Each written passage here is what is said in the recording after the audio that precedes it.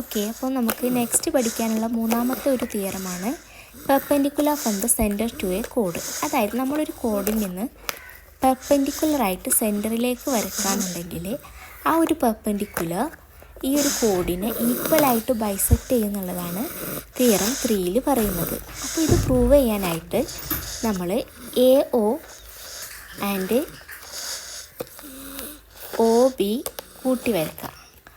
അങ്ങനെയാകുമ്പോൾ നമ്മൾ ഈ രണ്ട് ട്രയാങ്കിൾ കൺസിഡർ ചെയ്യാനുണ്ടെങ്കിൽ ട്രയാങ്കിൾ AOMഉം അതുപോലെ OMBയും രണ്ടിലും OM കോമൺ ആയിട്ടുള്ള ലൈനാണ്. അതുപോലെ OA OB സർക്കിളിൻ്റെ റേഡിയസ് ആണ്.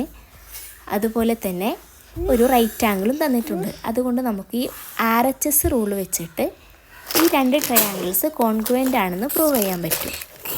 അങ്ങനെ കോൺഗ്രുവൻ്റ് ആകുമ്പോൾ AM ഈക്വൽ ടു MB എന്ന് നമുക്ക് പറയാം. CT റൂൾ വെച്ചിട്ട് AM ഈക്വൽ ടു MB എന്ന് പറയാൻ പറ്റും. അങ്ങനെയാണ് ഇതിൻ്റെ പ്രൂഫ് വരുന്നത്.